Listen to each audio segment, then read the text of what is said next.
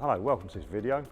Today we're going to be doing a safe disconnect on a Toyota Prius hybrid, which we have here beside of us. There are 7 safe steps for disconnecting any electrical hybrid vehicle, and the 7 steps are: first one, we need to have clear signage around the vehicle and on the vehicle, and barriers, safety barriers, showing other people that come into the workshop that it is not to go near this vehicle unless they've either been trained or that they're sure that it's safely shut down.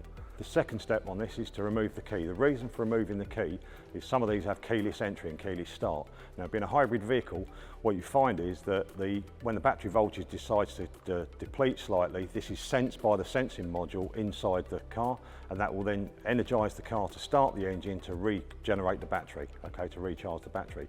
The last thing you want is to be working on this and it starts up on its own. So what we need to do is remove the key. We need it at least 3 metres away. The reason for that is so that it doesn't restart the vehicle. The third step on this is to disconnect the low voltage battery, which is a 12-volt battery in the car. So all we do is disconnect the negative side of the battery. Always disconnect negative. So once that's loose, we can disconnect the battery. That's now disconnected. The fourth thing you need to check is your PPE. So you need to check your gloves. You would need goggles if you're underneath the car. If you're not underneath the car, you won't need the goggles. As you can see on the bottom here is a rubber mat. Whilst doing the low voltage side, you won't need to be on that. So this is the battery. This is the high voltage battery here in the back of the Prius, which is located behind the rear seat. This orange plug here, anything with an orange plug is high voltage, anything orange cables, brown cables is high voltage. So all we do is pull the interlock up like that, drop that down, and that's the interlock. So that is your interlock, that is your safe connector. So now the high voltage battery is now disconnected. So once you pull that, you then have to wait for step 6, which is to wait 5 minutes, and that is for under the front here.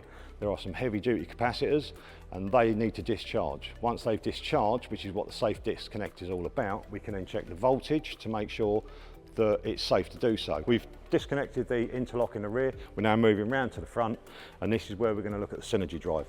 So what we do is we pop the bonnet up. For this particular part of it, we don't have to use the high voltage mat, and we can use normally non-insulated tools. The reason for that is because this is accessible for the customer. The customer can actually touch all these nuts and bolts, and they can't be live, otherwise you'd have dead customers or owners, which isn't good. So I've already removed the plastic trim from here, and I've taken most of the bolts out of the Synergy unit. So what I'm going to do now is remove these 2 bolts. I'm going to then recheck my gloves, and we're going to go in and do the high voltage check on the front. So just these 2 bolts to whiz out. So again, checking for leaks, that one's okay. And the other glove, that's good. Making sure we're stood on the rubber insulated mat for extra safety. And then we can remove this lid. Once we remove this lid, that then exposes all these high voltage components.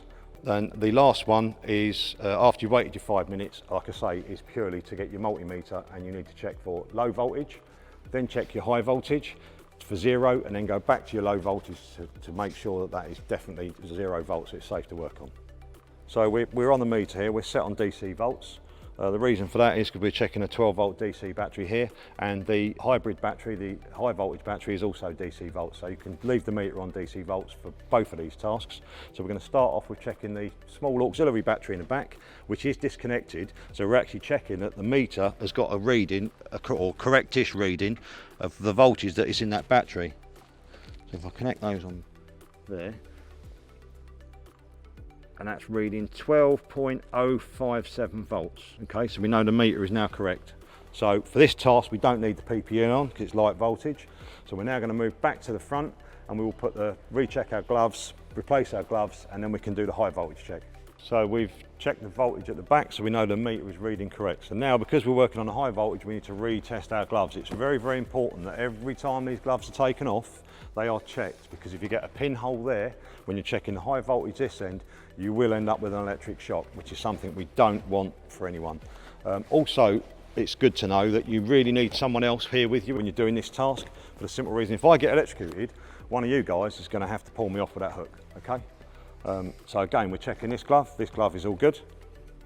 So pop our gloves on so we can do our high voltage check. Now, when we check the little battery at the rear, we have one probe in each hand, and we checked the terminals of the battery, okay? That is a normal way of checking a low voltage battery. When working with high voltage, we need to do what's known as the chopstick method, and you hold the chopsticks in one hand. And the reason for that is electricity is very lazy and will take the shortest path. So if you check them like that, and you get short, the power will go through there, across your heart, down there, and you are now dead, okay? No two ways about it. So what you do is do the chopstick method. So what will happen is if you get short, it will go through this arm, it will knock you out. You may squirm about on the floor a little bit. The power will go down your leg to earth and you will not die. You've got more chance of survival. So it's very, very important you use the rubber mat that is 17,000 volts insulated, 1,000 volt insulated gloves, and you use the chopstick method. So what we're going to do now is we're going to now probe onto the positive and negative here of these cables coming into the, and we can see there that the meter has gone to 0. Okay, so that is definitely on 0. Now to confirm this, we need to go round the back and recheck the 12 volt battery, and if we get battery voltage there, we can safely confirm that this unit, the capacitors have discharged and it is in a safe and stable condition to be able to work on. Now what we're going to do is we're going to recheck this battery. We need to see battery voltage at this battery purely to confirm that the reading we had at the front was 0. So by putting the positive on a positive and a negative on the negative, we should have 12.06 on the battery voltage. So that is now confirmed that the system is shut down safely. There's no voltage between the battery here and the synergy drive in the front, and all the capacitors in the synergy drive in the front are all now depleted, so it's now in a safe state to work on. You'll also notice that I'm no longer standing on the rubber mat because this is low voltage, not high voltage. You only need to stand on the rubber mat and wear the gloves when dealing with high voltage. And that concludes our video for today.